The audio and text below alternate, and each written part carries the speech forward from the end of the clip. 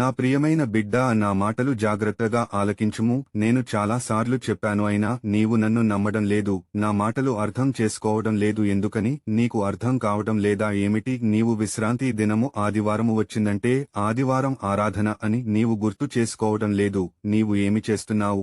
నీకేమైనా అర్థమవుతుందా? నేను ఎందుకు చెబుతున్నానంటే ఆదివారం వచ్చిందంటే నీవు ప్రయాణాలు చేస్తూ ఉంటావు, ఫంక్షన్లకి పెళ్లిళ్లకు పేరంటాలకు వెళుతూ ఉంటావు.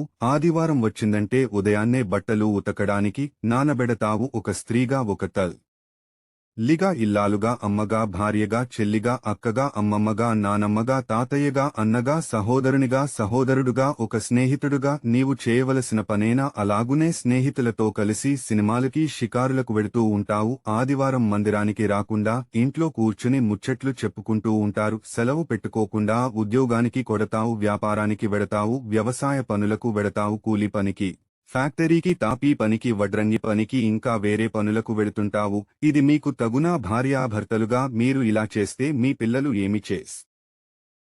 మీ పిల్లలు కూడా అదే చేస్తారు. ప్రార్థన మానేసి వాళ్లు సెల్ ఫోన్ పట్టుకుని రోజంతా గడుపుతారు. చెడు వ్యసనాలు, చెడు కార్యాలు చూస్తారు, చెడిపోతారు. ఆ తర్వాత తల్లిదండ్రులైన మిమ్ములను గౌరవించరు. మీ దగ్గర డబ్బులు అడుగుతారు. మీరు ఇవ్వకపోతే నేను చచ్చిపోతాను, రైలు కింద తలకాయ పెడతాను, నీట్లో దూకి చచ్చిపోతాను, ఉరేసుకుని చచ్చిపోతాను, విషం తాగి చచ్చిపోతాను అని బెదిరిస్తారు. మొక్కే వంగ లేనిది మ్రానే వంగున అనే సామెత చెప్పినట్లుగా మీ పిల్లలను చిన్నప్పటి నుండి మందిరమునకు తీసుకువెళ్లడం నేర్పించండి. కాబట్టి ఆదివారము రోజున మీ భార్యాభర్తలు, మీ పిల్లలు, మీ తల్లిదండ్రులు, మీ అన్నదమ్ములు, మేక చెల్లెళ్ళు, ఇంకా మీ తోబుట్టువులు అందరూ కలిసి కుటుంబ సమేతంగా ఆదివారం ఆరాధనకు మరిచిపోకుండా వెళ్లవలెను. ఇది నా ఆజ్ఞ. బైబిలు గ్రంథమును చదువు. యెషయా గ్రంథము 58వ అధ్యాయము 13వ వచనము.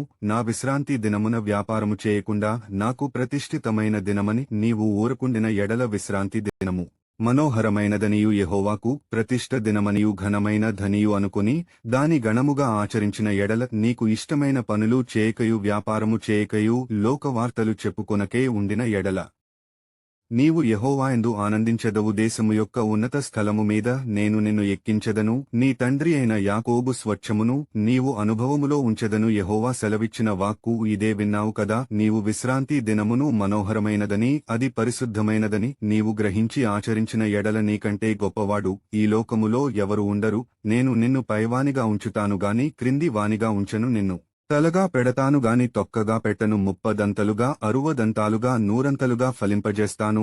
ఆకాశ ద్వారములు విప్పి పట్టజాలంతా విస్తారమైన ఆశీర్వాదములు నీపై కుమ్మరిస్తాను. ఆమేన్.